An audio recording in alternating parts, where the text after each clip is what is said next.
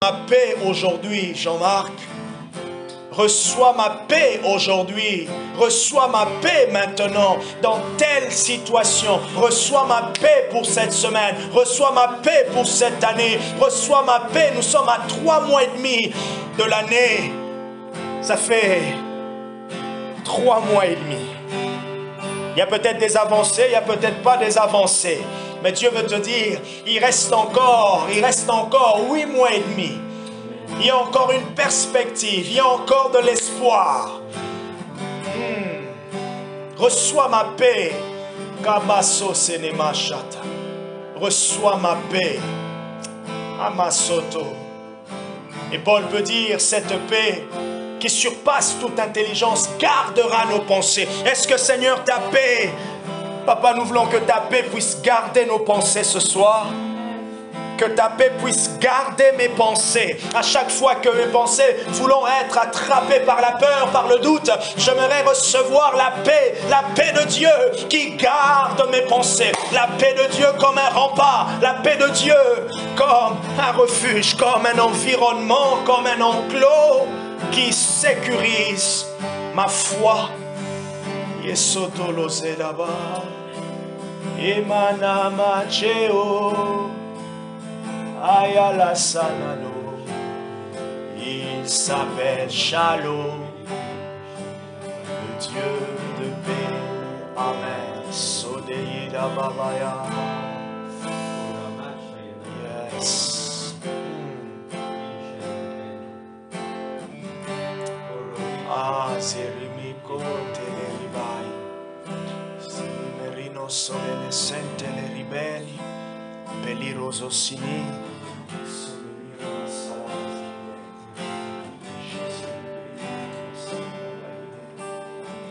Alléluia. Merci Jésus.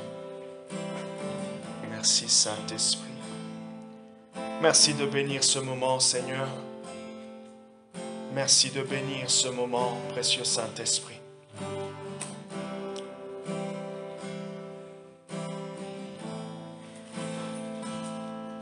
Oh, Sanagebo Shataria Madamazi. Entendant, nous avons prié. Nous disons Amen.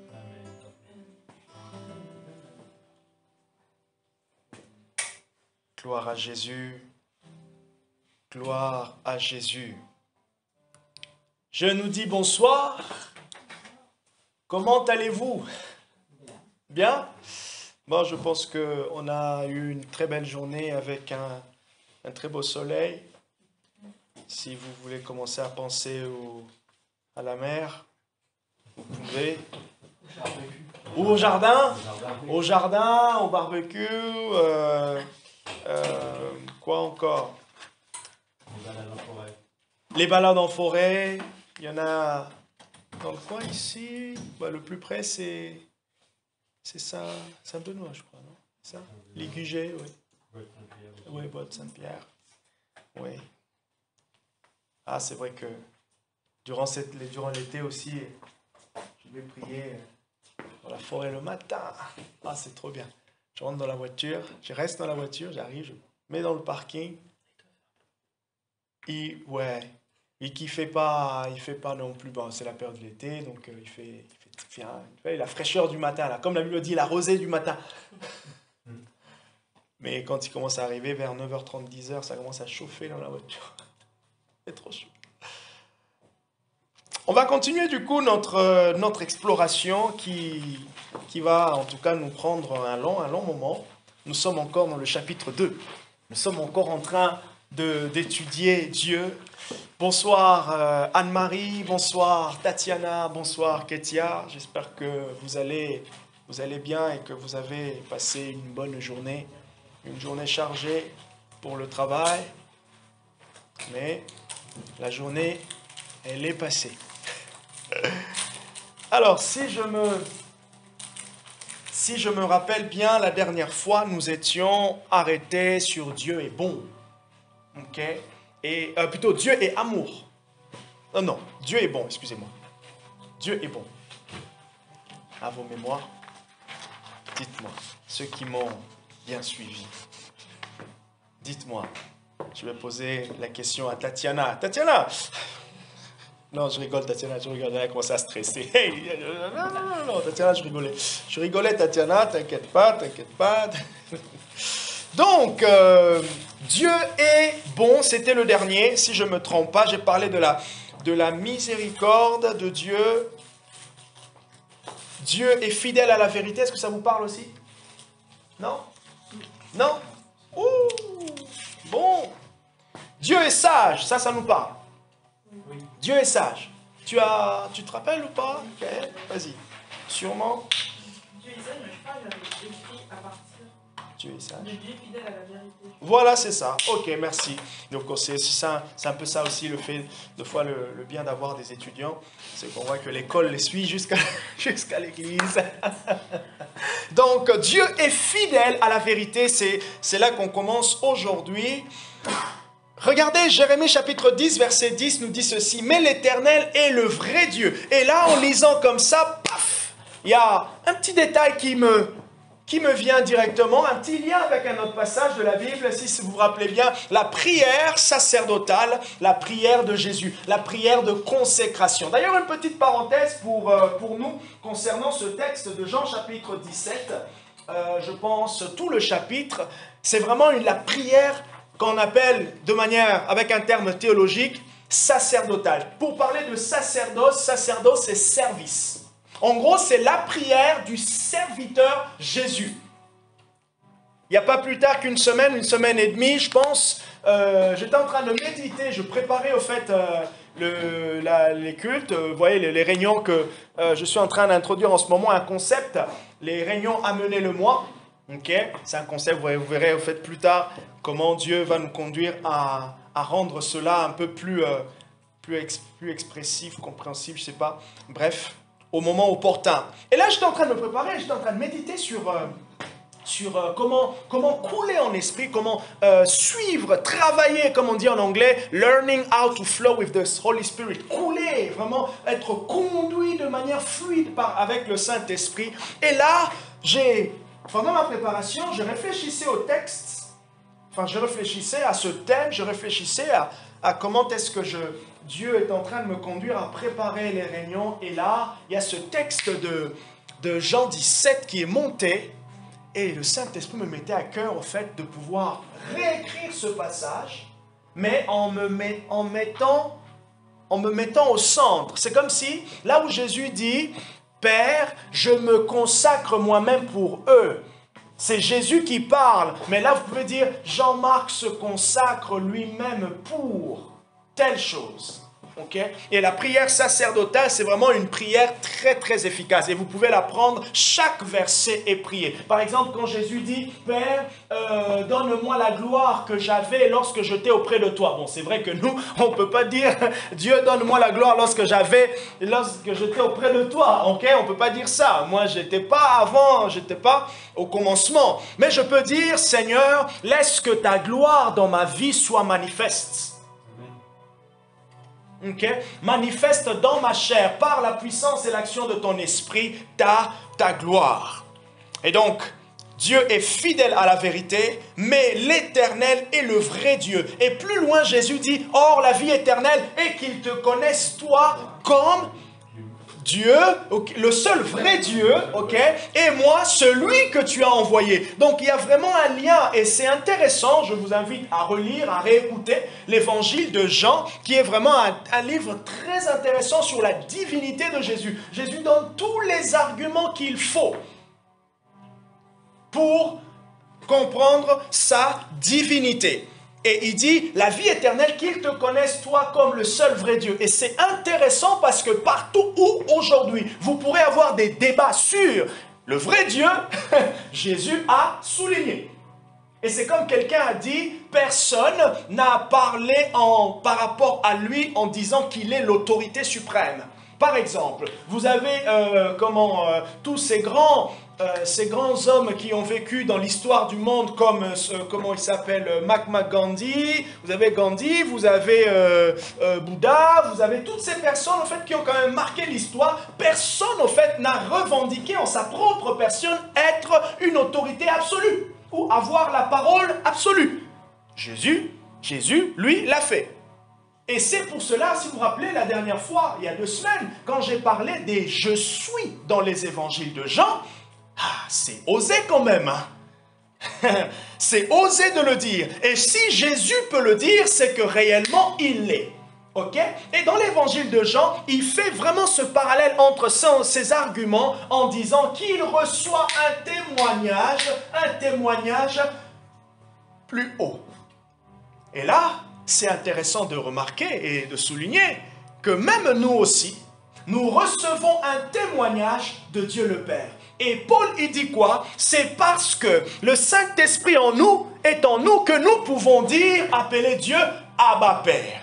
Pendant que l'ennemi peut vouloir nous faire croire, et de fois les situations, même de fois nos erreurs, peuvent nous faire croire que nous ne valons pas aux yeux de Dieu, Jésus dit, je n'ai pas honte de votre témoignage. En gros, je n'ai pas honte pour vous, pharisiens, que vous croyez que je suis le Messie ou pas. Moi, je reçois un témoignage, et un témoignage plus fort, plus important. Et c'est ce témoignage-là qui préservait le cœur de Jésus. Oh, je parle à quelqu'un, et j'aimerais nous encourager ce soir en disant, c'est le témoignage de Dieu sur nous, par le Saint-Esprit, l'action du Saint-Esprit qui préserve notre foi. C'est le témoignage de Dieu en nous, par le Saint-Esprit qui nous préserve de la honte, qui nous préserve de foi, des arguments, des pensées où on pense que Dieu pense comme ça à notre égard. Arrêtons-nous un tout petit peu.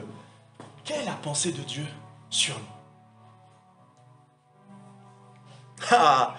Quelle est la pensée de Dieu? J'arrête un tout petit peu.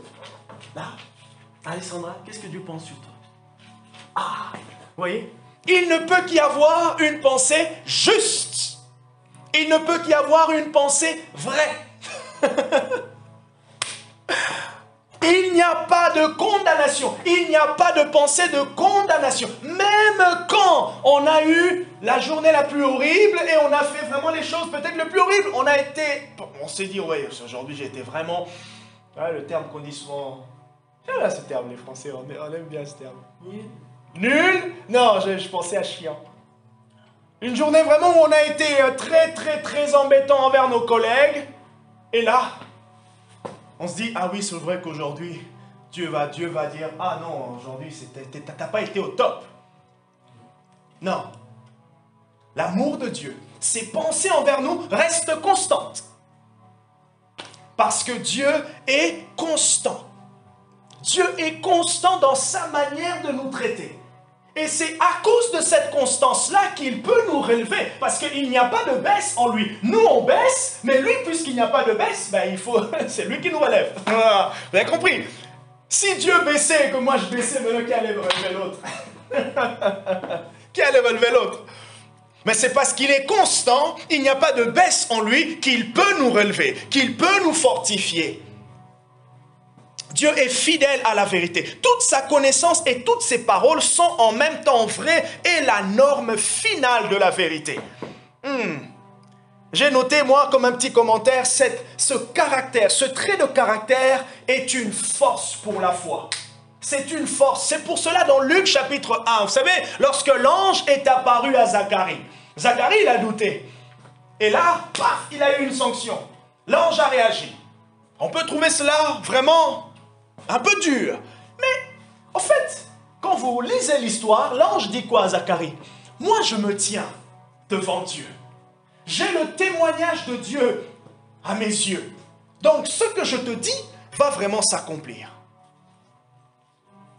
Pendant que Zacharie a regardé à la période, je ne sais pas, ça faisait combien de temps de mariage avec Élisabeth, ils n'avaient pas d'enfants, c'était normal. Mais la parole de l'ange était pour rehausser le niveau de sa foi. La parole de Dieu, le message. C'est pour cela, petite parenthèse, quand tu prépares le message, quand vous venons avec cette foi, cette attente que le Seigneur puisse me parler. Je prie pour le pasteur, mais je prie aussi moi-même pour être un instrument pour quelqu'un. Pourquoi je dis ça? Pour que Alessandra soit fortifié. Pour que vous soyez fortifiés. L'ange aide la foi de Zacharie. Zacharie dit, mais franchement, oui, c'est vrai. Ça fait quand même longtemps. C'est dans Luc chapitre 1. À partir du verset 10, je crois, si je ne me trompe pas. Ça fait longtemps. Mais il dit, à telle période, ta femme va enfanter. Et il essaie de donner un argument pour essayer de justifier. Il dit, ok, moi je me tiens devant Dieu. Et pour que tu saches que vraiment, ce que je te dis, ce n'est pas de ma propre autorité, voilà ce qui va s'accomplir. Et là, il était quoi? Si vous vous rappelez, il ne parlait plus jusqu'à la naissance. La présentation même de l'enfant. Donc pour dire que sa parole pesait. Et le fait que Dieu est fidèle à la vérité, ça nous permet de nous accrocher par rapport à ses promesses. Dieu ne mentira pas parce qu'il est vrai. Et il fera toujours, il va accomplir. Autant les promesses messianiques par rapport au retour de Jésus. Hier, j'étais un peu sur Internet comme ça et je tombe sur un prédicateur qui disait que Jésus ne reviendra pas. Bon, ok. Bon, ça m'apparaît quand même. Après, est-ce que c'était une expression pour simplement... Des fois, vous savez, des fois des concepts, la personne, elle est d'accord que Jésus reviendra, mais elle veut expliquer un peu et rentrer le vrai. Du coup, des fois, ça perd, mais bref. Des fois, on doit rester simple, ok? L'évangile est clair, Jésus reviendra, ok? Jésus reviendra. Après, quelqu'un dit non, c'est le Christ qui reviendra, parce que le Christ, c'est le Messie. Jésus, c'est l'homme. Bon, on va aller dans certains détails. Voyez un peu ce que je... Non, c'est le Christ, le Messie, pas Jésus. Bon, bref. Et ça peut venir compliqué. Mais puisque Dieu est fidèle, à sa parole, il va l'accomplir. Nous tous, on attend le retour de Christ. Et ça arrivera. Même quand on dit qu'il viendra bientôt, il reviendra bientôt. Moi, je passerai. Rodrigo, on va passer. Les enfants de Rodrigo, peut-être, ils passeront. Mes enfants, peut-être. Et les enfants de mes... Oh, peut-être. On ne sait pas. Mais ce qui est sûr, l'ange, au jour de l'ascension, a dit aux disciples, de la même manière que vous le voyez monter, de la même manière, il reviendra dans les nuées. Et cette parole s'accomplira. Dieu est fidèle à la vérité. Et ça nous encourage, nous aussi, d'être fidèles à la vérité. D'être fidèles à la vérité. Quelqu'un me disait, est-ce que toute vérité est bonne à dire? Bon, en tant que chrétien. Est-ce que je dois essayer de cacher un peu? Non, il faut que j'explique. Hein? Il faut mettre la forme. Non, tu sais, c'est quand, par exemple, tu es dans une situation, tu te dis, ici, si vraiment je dis la vérité, je suis mal barré. Qu'est-ce que je fais? J'essaie de dire une vérité. Je ne vais pas mentir. J'étais simplement en train d'expliquer. Non, ok? Donc, nous aussi, nous sommes appelés à pouvoir nous attacher à la vérité parce que Dieu est fidèle à la vérité. Une fois qu'il a prononcé des paroles, nous pouvons compter qu'il agira. Nombre 23, verset 19. En vérité, Dieu n'est pas un homme pour mentir, ni un fils de l'homme pour se repentir. En vérité, l'essence de la vraie foi est de prendre Dieu au mot, et de compter sur lui pour faire ce qu'il a promis de faire. Soulignez cette phrase. Prendre Dieu au mot. Prendre Dieu au mot. Ça, c'est fou, ça. C'est bon, aujourd'hui, si vous prenez les hommes politiques au mot, lorsqu'ils vont passer sur BFM TV, ils vont dire non, écoutez, madame, c'est comment elle s'appelle? Apolline de Malherbe. Madame Malherbe, en fait, ce que je voulais dire, vous voyez? Oui. J'aime bien, je vous assure. Surtout quand on arrive vers la période des élections, les régionales, ainsi de suite. Waouh, c'est bien embelli. J'ai pris goût, en fait, à suivre les émissions politiques, c'était une parenthèse, vers 2011-2012. Vous voyez, la période électorale, François Hollande, plutôt avant Sarkozy, le dernier mandat de Sarkozy, avec le premier mandat de M. Hollande. Et donc voilà, c'est là que j'ai pris goût. Et je trouvais ça très intéressant de comprendre un peu le débat et comment ils réfléchissent, comment c'est... c'est des... Waouh, c'est un monde énorme. Nous sommes capables d'imiter la véracité de Dieu en partie en nous efforçant d'avoir une vraie connaissance de lui et de sa parole. Nous pouvons aussi imiter Dieu, d'accord, en étant vrais dans ce que nous disons et ce que nous faisons. Colossiens chapitre 3, versets 9 à 10. Nous pouvons imiter Dieu en étant vrais dans ce que nous disons et ce que nous faisons. La vérité au sein de l'Église. La vérité, le pasteur ne vient pas pour vous mentir. Et vous aussi, vous ne venez pas pour vous mentir. Et on ne vient pas les uns pour nous mentir les uns les autres. Sinon, il y aura une cacophonie de mensonges. Et je vous assure, quand le mensonge vient, après, qu'est-ce qui vient? La méfiance. Et d'ailleurs, lorsqu'il y a la vérité, qu'est-ce qu'il y a? Il y a la confiance. C'est parce que Dieu est vrai qu'on peut lui faire confiance. Lorsqu'un homme est vrai, on peut le faire confiance. Vous voyez? Et voilà, et l'unité va se construire. Et vous comprenez en fait, merci Marie, que par là, la vérité, la fidélité, c'est comme des vertus. Et autant de plus notre vie chrétienne grandit, de plus nos années dans le Seigneur avancent, il faut qu'il y ait une manifestation dans notre caractère des vertus, des valeurs. Comme certaines personnes disent, moi ça ce sont mes valeurs. Je suis attaché à mes valeurs. Ok? Nous aussi, plus nous grandissons dans le Seigneur, nous devenons, il y a des valeurs spirituelles, comme l'humilité, comme la vérité. Vous voyez? Ces valeurs viennent s'attacher à notre caractère. On peut ou ne pas dire, mais ça se voit dans nos rapports.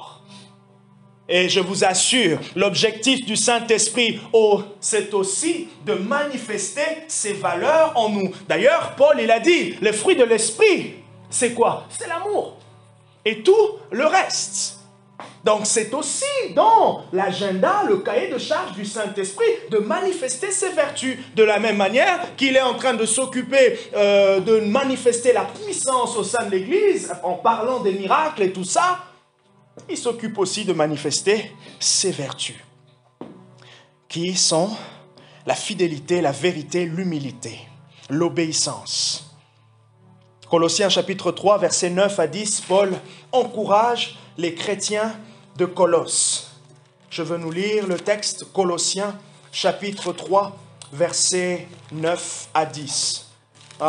L'épître de Paul aux Colossiens est un très très bon livre.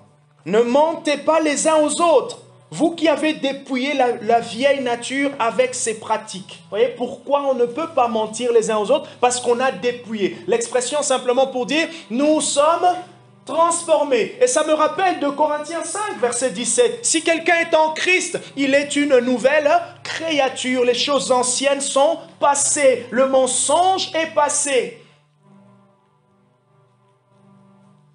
Verset 10, nous avons dépouillé la vieille nature, le vieil homme, et nous avons fait quoi? Nous avons revêtu la nature nouvelle qui se renouvelle en vue d'une pleine conscience, plutôt une pleine connaissance selon l'image de celui qui nous a créés.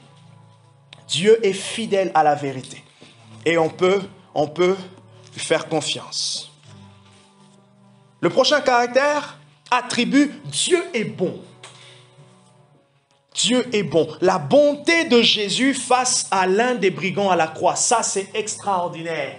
La bonté de Jésus face à l'un des brigands à la croix. Oh, comme on peut dire aujourd'hui, il faut avoir un grand cœur. Oui, Jésus a un grand cœur. Dieu a un grand cœur. J'aime toujours dire Dieu a un bon cœur. Il est bon, plus que le bonbon. Dieu est vraiment bon. Il a vraiment un bon cœur. Dieu ne passe pas sa journée en pensant mal de nous. Non, Dieu a vraiment un bon cœur. Sa bonté d'ailleurs, le prophète Jérémie dans le livre de Jérémie, le petit livre après c'est les Lamentations. Le chapitre 3, je crois, le verset 22, il dit « Les bontés de l'Éternel se renouvellent chaque matin ». Vous savez, ce texte, quand j'étais un peu plus jeune, j'ai les médité.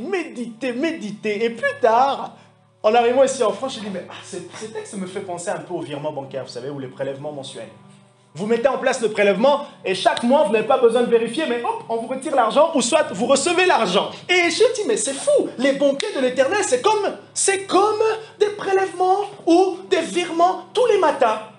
Ça arrive. Ok? Ah oui, tous les matins. Virement, compte, Monsieur Viau. Autant de bonté que vous en avez besoin. Autant de bonté qu'on a besoin. Dieu est bon. Dieu est la norme finale du bien. Tout ce qu'il est fait, est bon et digne d'être approuvé. Vous savez, quand de fois on peut être dans des situations difficiles, compliquées, c'est vrai, on peut se poser la question de tous les caractères de Dieu. Tous les attributs, sa puissance, sa bonté, sa présence, toutes ces choses-là. Mais ça vient comme restaurer. Ça vient comme faire asseoir et nous emmener à se dire, ah oui, je peux prendre le temps aujourd'hui pour réaliser quand même que oui, Seigneur, tu es bon. Et ce qui est drôle, c'est que c'est souvent après des longs moments qu'on peut se poser et se dire, ah ben oui, c'est vrai qu'à ce moment-là, je n'avais pas pensé, mais oui, ah ouais. Effectivement, à ce moment-là, ce qu'on avait vraiment vécu, c'était quand même la bonté de Dieu, parce que tu t'imagines, oh là là, oui, c'est vrai, on a le nez dedans, comme on dit, on a le nez dedans, et puis on sent rien. C'est normal, le nez est occupé, il est dedans.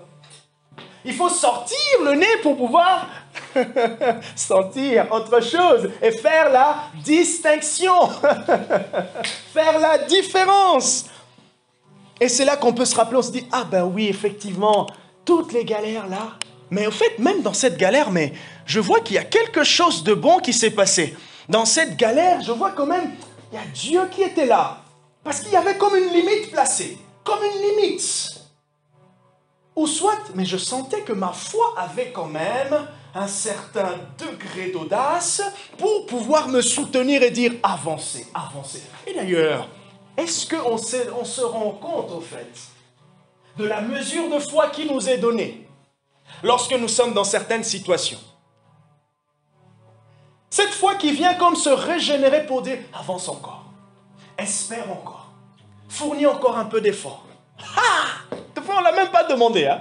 On n'a même pas demandé. On n'a pas pris le temps pour prier pour ça. Pendant que nous, on priait pour la sagesse. On priait par exemple que Dieu nous délivre de cette situation. Oui, il est en train d'écouter cela, mais il est aussi en train de donner la force pour avancer, afin que lorsque tu verras la réponse à ta prière, tu puisses dire, ah oui, il m'avait donné la force. La bonté de Dieu. Dieu est bon. Dieu est bon. Sa bonté et son approbation, de la bonté sont visibles à travers sa création. Genèse 1, verset 31, Dieu vit que tout ce qu'il avait fait était bon, était beau.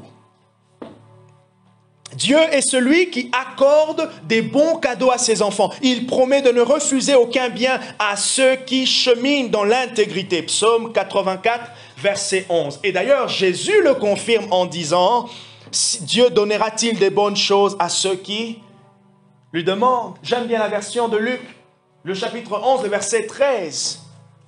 Et si vous, méchants de cœur, vous pouvez donner des bonnes choses, à combien plus forte raison Dieu? Si Dieu existe, pourquoi le mal? Si Dieu existe, pourquoi ceci? Nous avons une réponse ici. Il reste bon. Le mal est là, le mal va aller en empirant, en augmentant. Mais la bonté de Dieu reste constante. Et ça, c'est une assurance pour l'Église. C'est une assurance pour ses enfants. Même sa discipline, je suis au paragraphe 2, un peu vers la fin. Même la discipline de Dieu est une manifestation de sa bonté et son amour. Hébreux 12, verset 10. Par conséquent, toute la bonté que nous recherchons se trouve en définitive en Dieu lui-même. Le psalmiste l'a compris et il a dit, « Que désirer d'autre chose sur terre, car je suis avec toi. » Psaume 73, verset 25. La miséricorde, la bonté de Dieu se manifeste souvent à travers sa miséricorde et sa grâce. La grâce. La miséricorde. La miséricorde est sa bonté envers ceux qui sont dans la misère et dans la détresse. La grâce, c'est la bonté de Dieu envers ceux qui ne méritent que le châtiment. Nous, on ne méritait que le châtiment. Oh mais non, pourquoi Dieu, il a décidé de sauver les autres et les autres, il ne les a pas sauvés. Ben, en fait, on était tous condamnés à mort. Mais il a manifesté la grâce. Il a choisi par lui-même. Il a lui-même établi les critères de choix. Ces critères que le Saint-Esprit n'a pas révélés dans les Écritures. Il les a lui-même établis et il nous l'a donné. Et nous l'avons reçu. À tous ceux qui l'ont reçu, à tous ceux qui croient en son nom, il a donné le pouvoir de devenir enfants de Dieu, lesquels ne sont pas nés de la volonté de la chair, mais de l'esprit. Ils sont nés de la volonté de l'esprit. Ils sont nés avec la force de l'esprit, parce que c'est lui qui attire. Les bénéficiaires de la bonté de Dieu sont généralement reçus à travers sa miséricorde et sa grâce. Ils sont appelés à démontrer cette bonté aux autres. C'est pour cela, lorsque la bonté transforme nos cœurs, on veut nous aussi donner un peu de bonté. On veut faire grâce aussi à certaines personnes. Comme j'entendais l'autre fois, Christian me dire, ah oui, ce que j'aime, et je suis attiré par la générosité. Vous voyez? Et on veut donner aussi à d'autres, parce qu'on est touché par la générosité de Dieu. Ah, Dieu est généreux.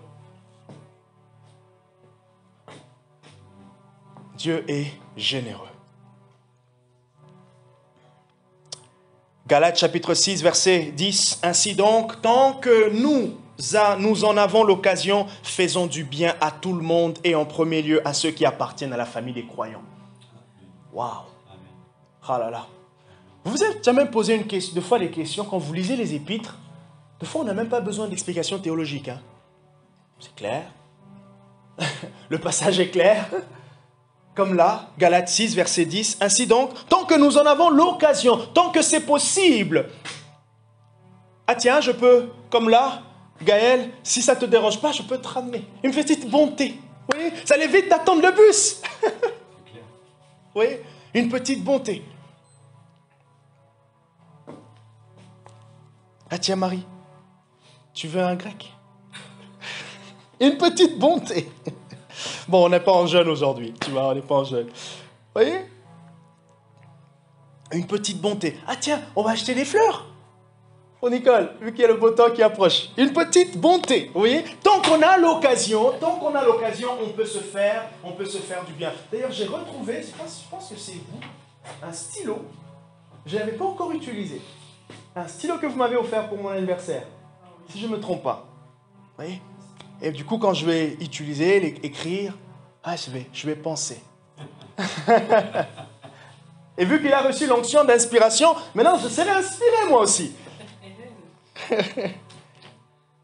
Donc, on ne peut pas s'empêcher de faire du bien tant qu'on a l'occasion. Et je vous assure, on a des occasions pour faire du bien, les uns les autres.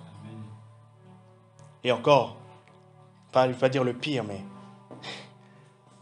quand vous êtes en couple, marié, c'est comme une obligation. Je m'arrête là. Dieu est amour. Dieu est amour. Ça c'est un attribut de Dieu qui est le fondement. Jean chapitre 13. Regardez avec moi, Jean chapitre 13. Vous connaissez Jean chapitre 3, verset 16. Car Dieu a tant aimé le monde qu'il a donné. Mais qu'il est la vie éternelle, merci. Mais qu'il est la vie éternelle. Je vais rajouter, afin que quiconque croit en lui ne périsse pas, mais ne parte pas en enfer. Mais part qu'il est pas. la vie éternelle. Mais effectivement, tout à fait, tout à fait. C'est là la bonté de Dieu. C'est là la bonté, c'est là la fidélité, c'est là l'amour. Dans l'arrière-plan, dans les coulisses de l'amour, il y a le don. Tout celui qui fait un don parle indirectement de l'amour. manifeste indirectement de l'amour. Que ce soit un don de soi, que ce soit un don de manière en nature, c'est l'amour. Et notez que Dieu est un Dieu qui se donnera toujours. Et d'ailleurs même, pendant que nous sommes en train de prier, pendant que vous prenez votre temps, peut-être qu'on ne le pense pas, mais je vais nous donner juste un arrière-plan avec cet attribut de Dieu qui est Dieu est amour.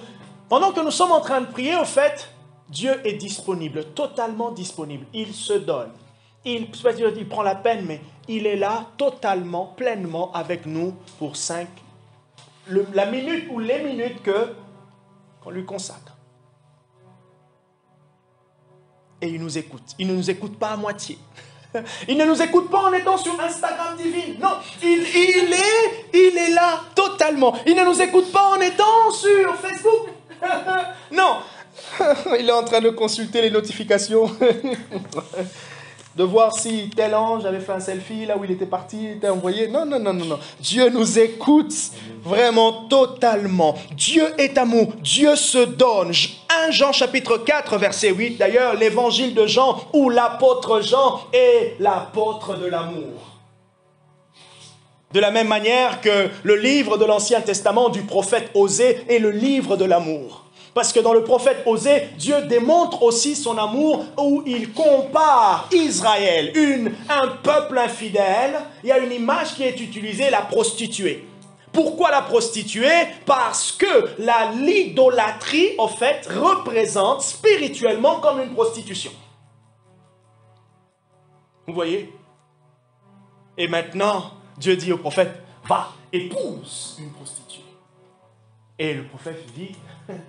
ce qui est difficile, simplement pour marquer, pour expliquer comment Dieu, dans tout son amour, vivait au fait cette relation. Le fait qu'il poursuit intensément son peuple, mais son peuple aussi est en train de le fuir ou de le remplacer intensément avec d'autres dieux. Je parlais avec un ami, certains le connaissent, le pasteur Audin. On discutait un peu il me racontait certaines difficultés, certaines réalités au niveau de l'Église ou d'autres personnes. Et là, on s'est dit, mais franchement, Dieu, il a un cœur, parce que même nous, on n'arrive pas. Je me suis dit, mais Dieu, il a vraiment un cœur pour résister à tout ça. Pourquoi? Parce que c'est un Dieu d'amour. Comme il est mentionné précédemment, Dieu est amour. Dieu donne éternellement de lui-même pour le bien des autres. Jésus nous dit que cet attribut de don de soi, l'amour de Dieu, était actif avant la création du monde. C'est pour cela, Paul, plus loin, Romains chapitre 5, verset 8, il dit « Il nous avait aimés lorsque nous étions encore dans le monde. » Ça, c'est un puissant texte pour l'intercession. Pendant qu'on intercède pour les gens qui ne sont pas encore, on peut croire que pendant que ces personnes sont encore dans le bourbier de leur vie, pécheresses, il y a un Dieu qui intensément est en train de les aimer. Elles sont inconscientes de cet amour qui attend. Ça attend quoi? Ça attend la manifestation, le bon moment. Et maintenant, cet amour veut collaborer avec qui? Avec les intercesseurs, les frayeurs des brèches. Les intercesseurs qui vont eux aussi être patients, constants, persévérants, parce qu'ils connaissent leur Dieu. Jusqu'à ce que ça matche. Tite, chapitre 2, plutôt chapitre 1, Paul parlant de lui, il a dit, au moment convenable, Dieu a manifesté son amour envers moi. Tite, chapitre 1, je crois, le verset 3 au verset 5. Au moment convenable, sa parole est venue me trouver. Quelques mois avant, quelques semaines avant, Paul était dans l'actualité. Il venait de participer au meurtre de qui? De Étienne. Acte chapitre 7. Mais un beau jour, pendant qu'il se levait, et il allait motivé pour faire un autre crime, commettre un autre crime. Qu'est-ce qui s'est passé? Jésus était à la prochaine station. Impossible de pouvoir louper. Tant que Jésus a dit au conducteur du train, arrête-toi, je dois attraper Paul. Paul, tu ne peux pas courir. L'amour de Dieu. Un amour qui poursuit, un amour qui soutient, un amour qui encourage, un amour qui donne toujours, qui nous pousse toujours à aller de l'avant. Cet amour éternel trouve son expression dans le don de soi. Raison pour laquelle Jésus, il n'y avait pas mieux. Jésus devait se donner. Et Jean chapitre, je vous emmène dans Jean plutôt, le chapitre 13, le verset 1.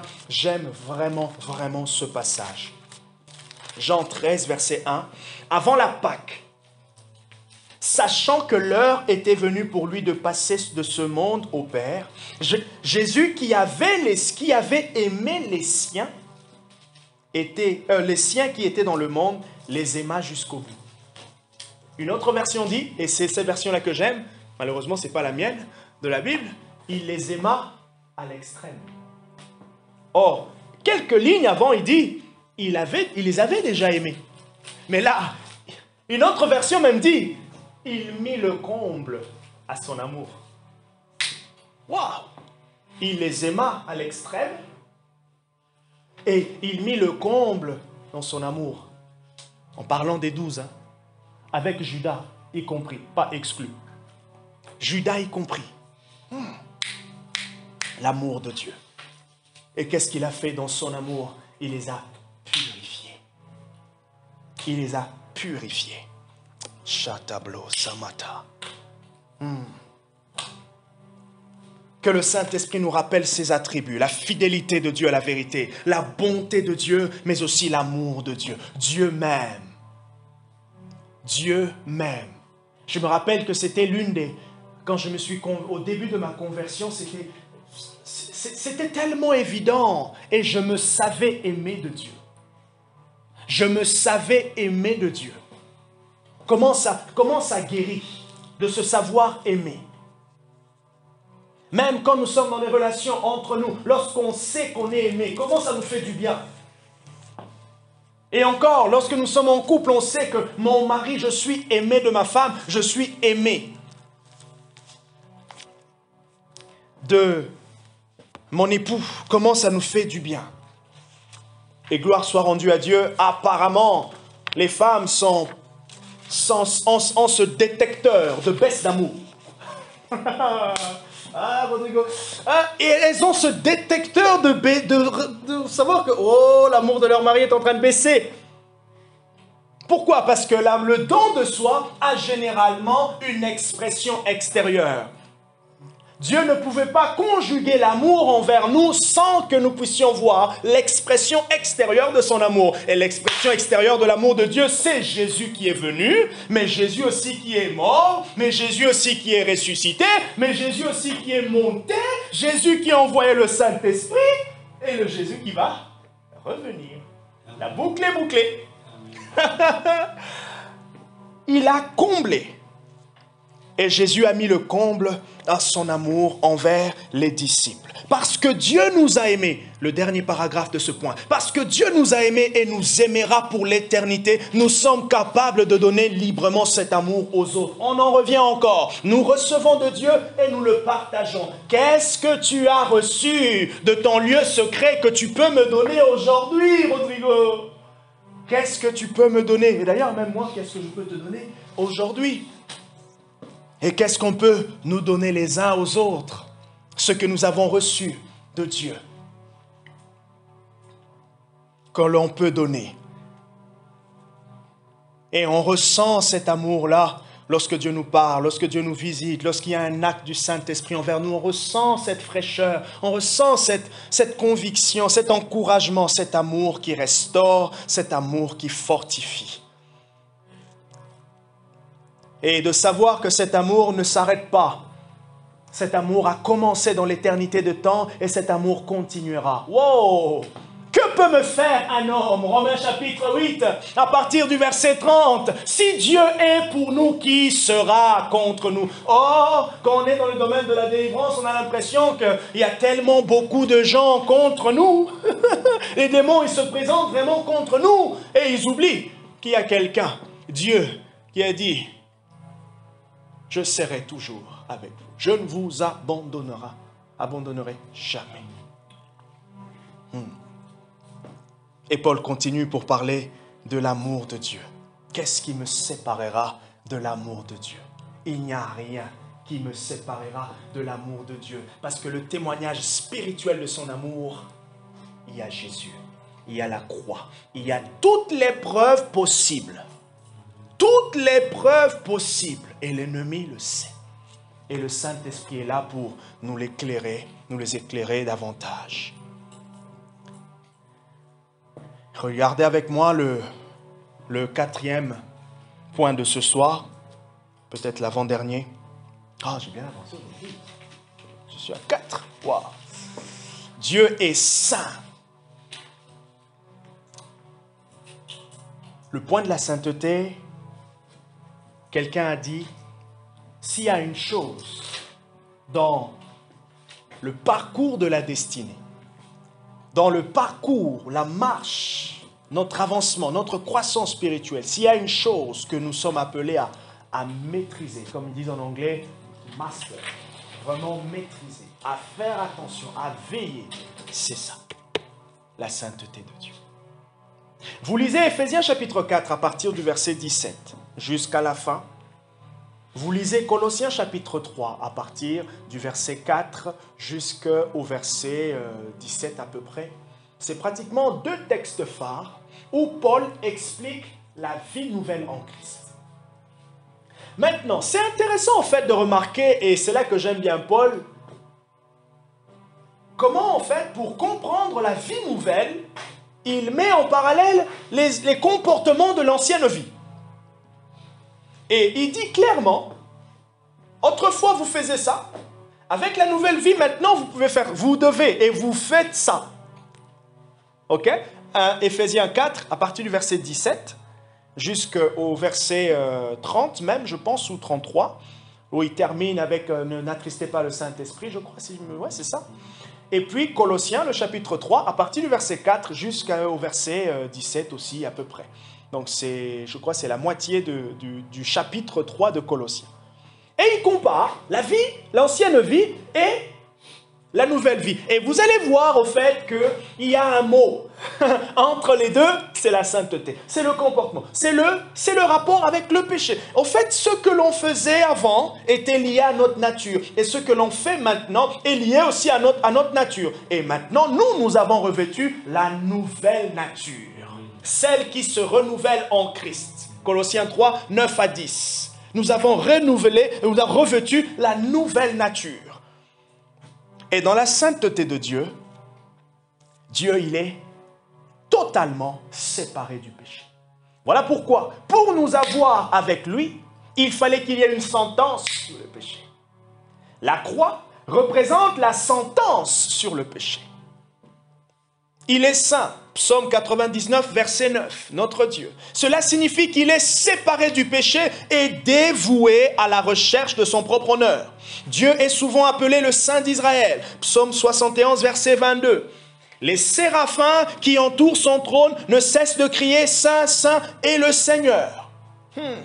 Pendant que, de fois, on expérimente. Je connais un homme qui s'appelle, Alonzo Allen. C'est un serviteur de Dieu des années, je crois, 60, je pense. Il priait, un jour, Dieu le visite. Il a une saison de forte prière. Dieu, ce jour-là, descend dans sa chambre. Dieu le visite. En l'espace de quelques minutes, il a pu retenir 13 points de son échange avec Dieu, de son interaction durant ce moment vraiment fort. Et je vous assure, sur les 13 points, il n'en a parlé que 11 dans un livre. Et 2, c'était tellement très personnel qu'il ne pouvait pas les exposer. Sur les 11, ça ne parlait que de la sainteté, la pureté. La manifestation de la puissance de l'Esprit est liée à la sainteté. Notre communion avec le Saint-Esprit est maintenue par une vie de sainteté. Et ça, c'est fou. Pourquoi? Simplement parce que Dieu est saint, il est totalement séparé du péché. Et Paul maintenant il dit, écoutez, malgré vos combats, malgré les choses sur lesquelles vous êtes en train de vous battre, on connaît le texte de Romains chapitre 7, où il dit, ce que j'aimerais faire, je ne le fais pas, et ce que je ne veux pas faire, je le fais. Pourquoi? Parce qu'il y a en moi une lutte. Et il faut bien comprendre que Paul parle vraiment de la lutte interne qu'il y a parce que nous sommes dans un corps qui est assujetti encore à la faiblesse. Et le retour de Jésus, pourquoi nous l'attendons? Nous l'attendons patiemment parce que ça sera notre délivrance finale. Et même quand on peut pleurer pour la mort de quelqu'un qui est mort dans la foi, mais rassurez-vous, la personne, elle rentre dans la paix, dans la délivrance. Et Paul, il remet au fait là le sujet de, écoutez, faites tous vos efforts. Pierre dit, faites par tous vos efforts pour ajouter. Et Paul nous encourage à progresser dans la sanctification, dans la sainteté. 1 Thessaloniciens, notez-le quelque part, le chapitre 4, à partir du verset 3, Paul il dit quoi? Ce que Dieu désire, c'est votre progrès dans la sainteté. Et regardez comment l'ennemi est malin par rapport à cette histoire de la sainteté. Toi, tu arriveras jamais. Tu arriveras jamais. En même moment, l'ennemi nous condamne. En même moment, lorsqu'on fait des efforts, il nous dit, tes efforts sont nuls. Donc en gros, tu as envie de dire, qu'est-ce que tu veux? En fait, il veut notre régression. La sainteté de Dieu fournit le modèle que ses enfants doivent imiter. Comme il le dit dans Lévitique 19, verset 2, « Soyez saints, car je suis saint, moi l'Éternel, votre Dieu. » Par la puissance du Saint-Esprit, nous devons cultiver la sainteté sans laquelle nul ne verra le Seigneur. Et ça, c'est un sujet très important au sein de l'Église. Je vais vous raconter que je discutais avec mon ami, le pasteur Audin, parler de certains sujets, et on a entendu, il m'a raconté des choses. J'ai dit, waouh, s'il y a des sujets qui doivent demeurer constamment, pour lesquels le pasteur prie constamment, autant pour lui-même, mais aussi pour toute l'Église. Seigneur, aide-nous, aide tout le monde dans ces combats. Et le pire, c'est que l'ennemi aime avec le côté du péché, de la sainteté, c'est qu'il aime les choses cachées. Il aime des vies cachées. Quand les personnes luttent, ou soit les personnes rentrent dans un cycle, un mauvais comportement, et elles n'arrivent pas à abandonner. Et le pire encore, du coup, elles se cachent et elles vivent comme ça. Elles viennent à l'église, elles servent, et c'est ce que j'entendais. Personne qui sert, qui a commis des choses, vraiment, je ne vais pas le dire, avec quelqu'un de sa famille, qui est le mari de sa grande sœur. Imaginez comment c'est chaud. Mais sûrement, il y avait une conscience. Il y avait une conscience. Puisque la personne a vraiment expérimenté Dieu. Peut-être le Saint-Esprit est là. Il rappelle. Il vient. Il y a cette conscience. Mais de fois, c'est tellement lourd. Mais ne nous lassons pas d'intercéder les uns pour les autres. Dans certains combats, de fois, c'est tellement spirituel. Et des fois, les gens, ils ont vraiment la volonté. Oui, les gens ont la volonté. Parce qu'il y a quand même déjà le Saint-Esprit. Mais, la puissance de l'abandon, c'est aussi cet esprit-là. Et nous devons, nous tous, nous accompagner dans la prière. Nous tous, nous soutenir dans la prière. Seigneur, purifie déjà. Ce qui est bien, c'est que l'Église de Christ apparaîtra devant Christ pure, sans tache, ni ride. Ça, c'est une assurance. Quel que soit ce que l'on fait, on paraîtra pur, sans tache, ni ride. À cause de la persévérance du Saint-Esprit envers tout un chacun. Et l'Esprit, du coup, veut qu'on puisse collaborer avec lui. L'Esprit veut qu'on puisse dire, « Ah oui, j'ai compris. Ah oui, c'est vrai que ça fait longtemps. Ah, j'aimerais aller voir Rodrigo. Ah, j'aimerais faire ceci. J'aimerais faire cela. » Non, il ne faut pas que cette vie, ça s'arrête là. Seigneur, je prends mes responsabilités, j'avance. Après, c'est vrai que certaines choses sont tellement difficiles, on peut pas en parler, on ne trouve pas ce cadre aussi de confiance. Et un autre appel, nous devons créer ce cadre de confiance. Vous voyez? Certaines choses, c'est peut-être le groupe des femmes qui doivent créer ce cadre de confiance. Pour les hommes, le groupe des hommes qui crée ce cadre de confiance pour permettre à chacun de pouvoir, selon la mesure et peut-être la direction de l'esprit, sentir que oui, je peux essayer d'exposer ma situation. Comme il y a peut-être 2 ans, il y a 3 ans maintenant peut-être, on a commencé les suivis quand on était encore aux 3 rues de Beaupuy, dans notre 20 mètres carrés, dans notre salon. Et après, il y avait le couloir, il y avait... Bref. Et là, je discute avec quelqu'un, un jeune. On a parlé, on commençait à bien s'entendre et tout. Et le Seigneur donne des paroles de connaissance. Tac, c'était exact. Et un jour, il m'ouvre un peu son cœur. Et là, il me raconte. Il me dit, voilà, je lutte avec ça. Et on a enclenché l'aide jusqu'aujourd'hui. Ça va mieux, de fois, mais, vous voyez, et la relation est restée. Et de fois aussi, c'est que l'ennemi vient pour créer la honte. La première chose que Adam et Ève ont ressenti lorsqu'ils ont péché, c'était la honte. Mais l'Église doit être ce lieu où on couvre, on garde la honte. On garde. Les gens ne peuvent pas avoir honte dans l'Église. Ok? Pourquoi? Parce que le Saint-Esprit est là, mais aussi parce qu'il y a un cadre. Vous voyez? Et par-dessus tout, on se soutient les uns les autres. Pourquoi? Parce que Dieu veut que chacun d'entre nous puisse progresser. On n'a pas les mêmes difficultés. On n'a pas les mêmes problèmes. On n'a pas les mêmes luttes. Mais on peut tous avoir un même cœur pour l'un, pour l'autre. Dans l'intercession, dans la prière, dans une pensée saine.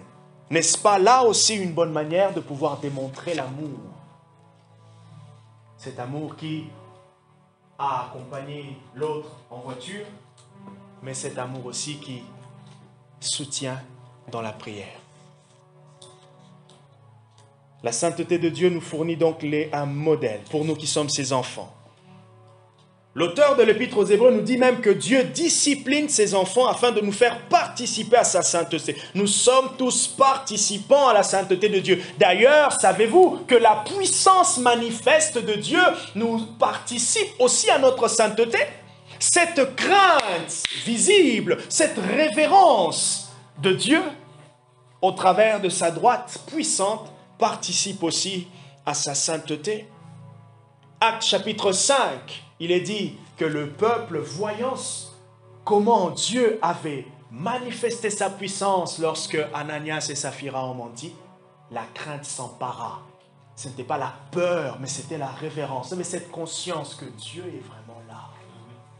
Pas cette crainte qui fait fuir, qui met à l'écart et tout, non. Mais cette crainte qui dit, wow, il est là au milieu de nous. Je peux le faire confiance. Ça parle, ça encourage, ça soutient. Et la sainteté de Dieu nous emmène à nous faire comprendre que Dieu est juste et Dieu est équitable.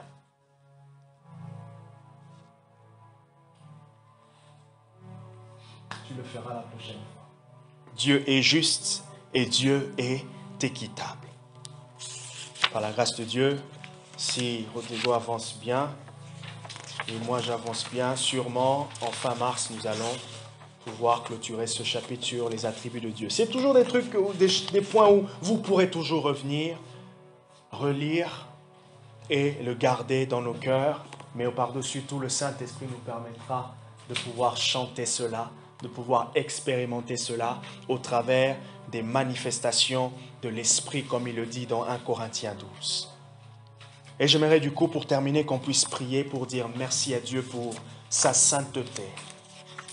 Sa sainteté. Nous sommes saints. sa fidélité et sa vérité, son amour et sa bonté. Est-ce qu'on peut dire merci à Dieu pour ses caractères, ses attributs que l'on a vus aujourd'hui, en lui bénissant parce qu'il nous permet de le vivre, on l'a peut-être déjà expérimenté d'une certaine manière. Prions dans le nom de Jésus. Merci Seigneur parce que tu es fidèle à ta vérité, tu es bon Seigneur et tu es amour et saint. Kaloto Seliade.